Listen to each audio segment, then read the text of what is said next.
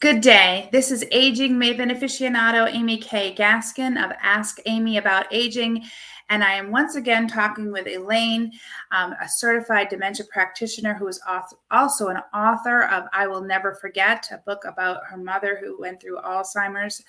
It's an amazing read, and she also does talks virtually and in person throughout the country to help people dealing with things like today's topic of overcoming the frustrations of dealing with loved ones with memory loss. So Elaine, welcome back, and thanks again for joining me. Thank you very much for having me back. Yeah, so tell me a little bit about how you got into senior living and what prompted you to write the book, and then we can go into our topic. Okay.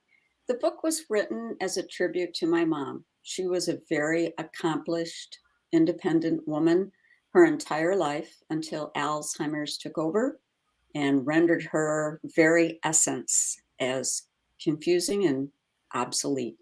And I felt compelled, since I had made a lot of mistakes interacting with her and accepting or not accepting, actually, the information from the people that in the facility where she was, independent living facility where she was, that there were concerns.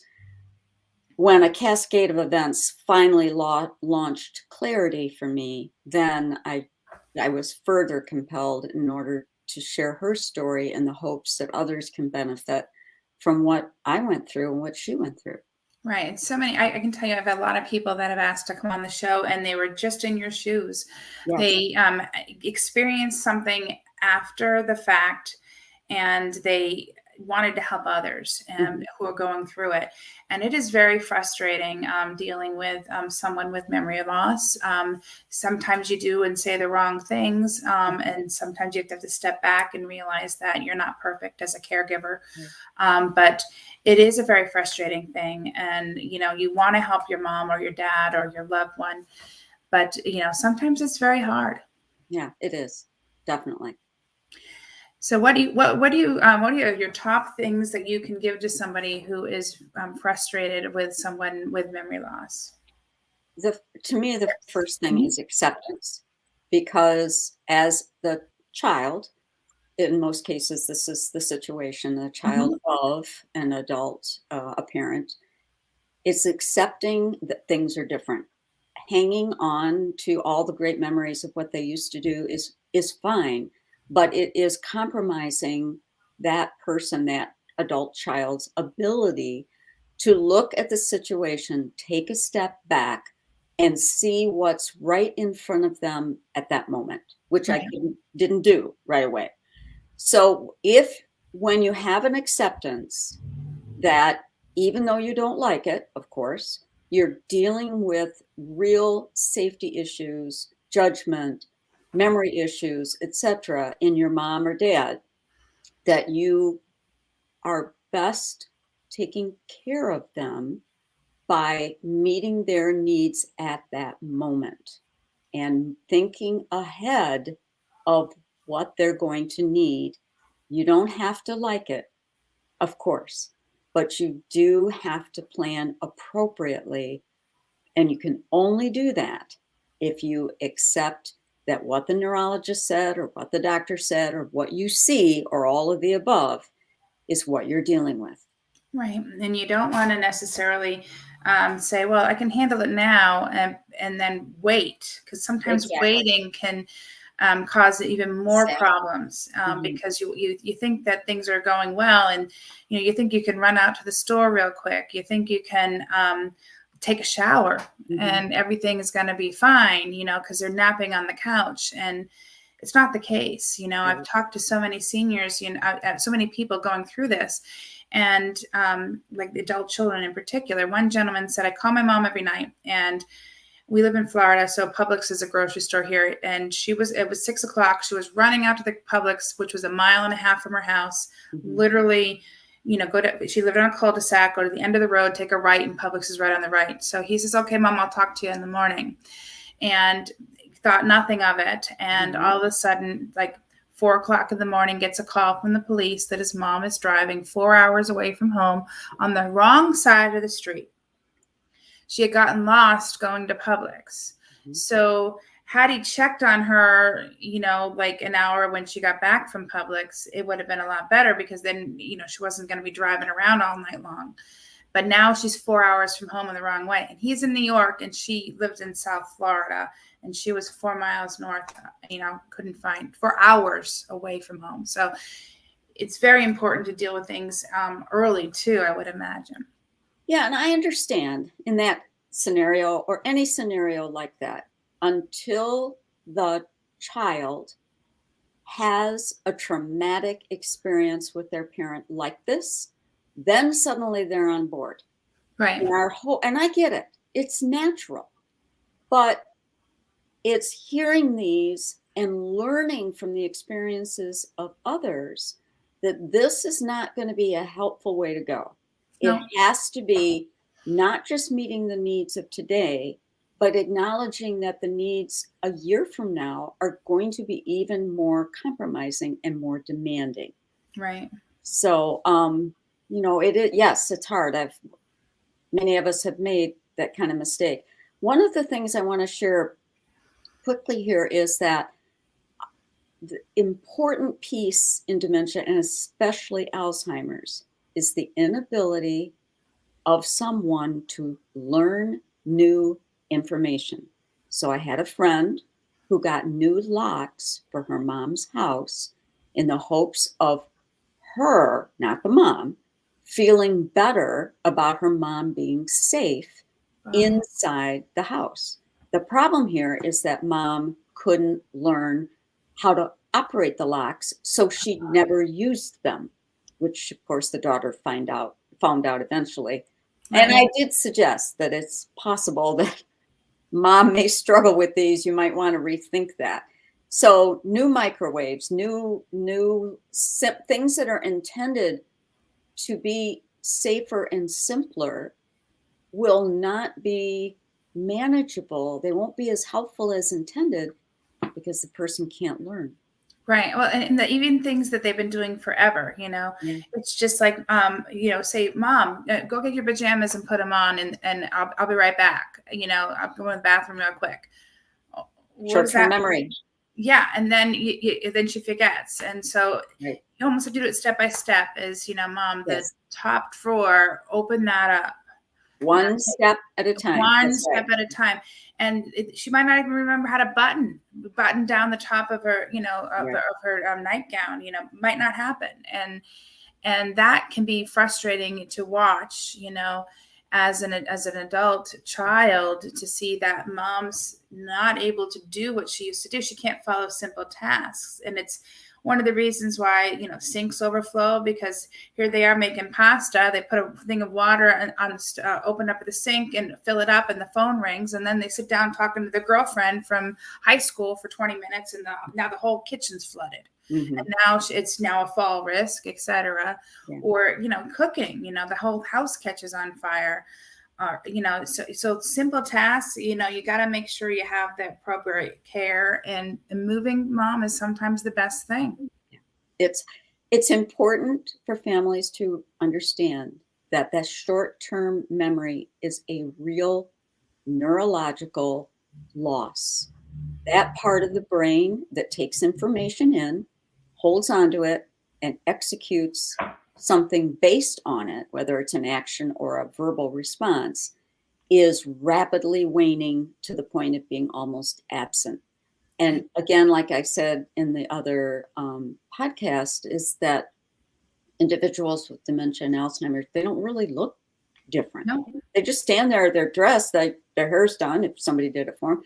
They look the same. And it's hard to accept that this is all brain deterioration and that it's very real.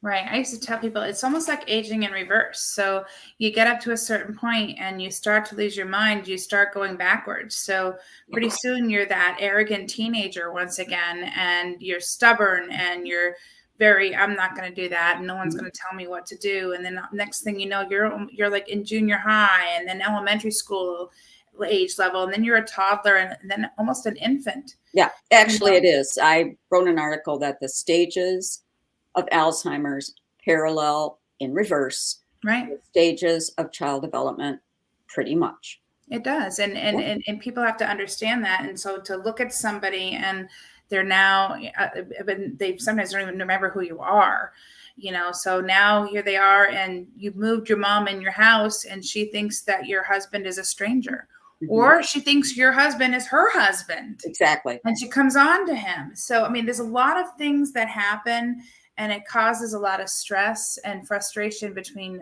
family members, especially if one family member thinks that, usually the adult daughter, the oldest, should be the one responsible for mom, and the rest of us should do what we want, but you really need to walk in their shoes and realize that the primary caregiver is doing the best he or she can.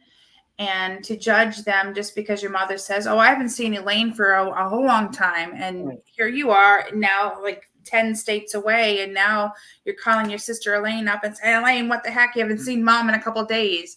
And you're like, what are you talking about? I make her breakfast, lunch, and dinner every day. I bathe her several times a week. Mom says you weren't there. Well, yeah, I was, I remember when my Aunt Alice was in, no, it's not my Aunt Alice, my Nana was in the, in a community, and we had a calendar. We all would sign in and we write down what we talked about on the calendar, so that when another family member came in the next day, they could say, oh, Amy was there yesterday and you guys, played Go Fish or whatever, whatever we talked about. Or because that way oh, yes, she was, instead of saying, was Amy here?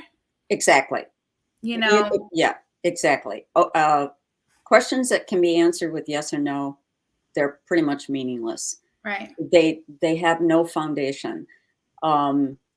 And the other thing is Alzheimer's in particular, or dementia, but especially Alzheimer's, as it advances, we as a being, as a daughter, son, have this compulsion to make sure, especially our mom, but mom or dad, can recall our name. And it is a disaster waiting to happen. Yeah. I encourage families early on to provide that information to them. Hi, mom, it's your daughter, Elaine. How are you doing? The reason is the very, very first thing that goes is meaningful language. So mom may indeed recognize me, for example, as somebody familiar, important, maybe even she's got it all, but the words are all scrambled. Right. So it's the idea of, yes, so was here yesterday, they played fish with you. That is more helpful, because that gives mom, in this case, information from the day before. If there's a chance that the stars have lined up and she actually does remember who was there and what they did, now she has the words because you just gave them to her. Right. And so we did that a lot.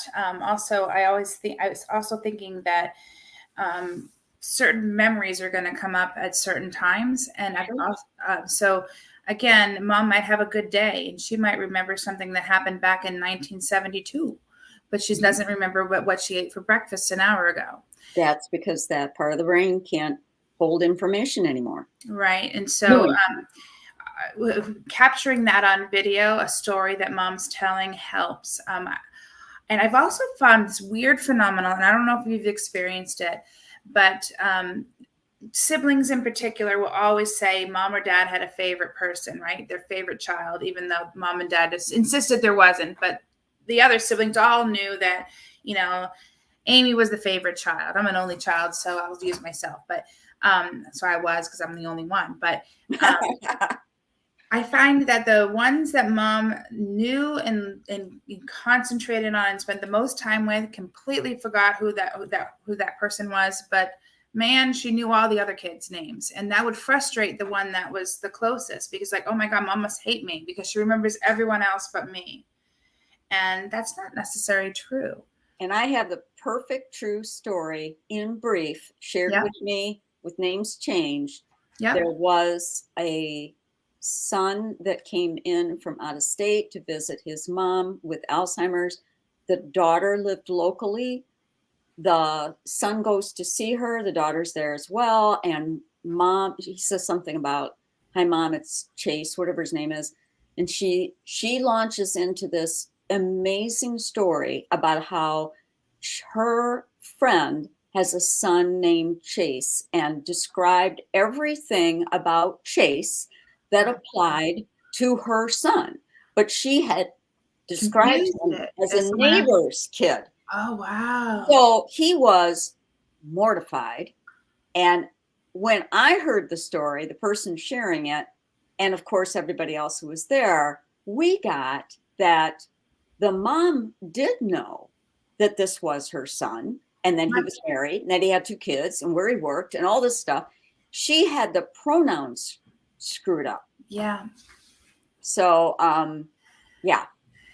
And it's amazing because there's so many stories like that, and we could go on and on and on and tell people all about the stories, but it's all real, and you're not the only one going through it. You know, there's a whole bunch of good chicken soup books I've read, Chicken Soup for the Caregiver's Soul, and all this stuff.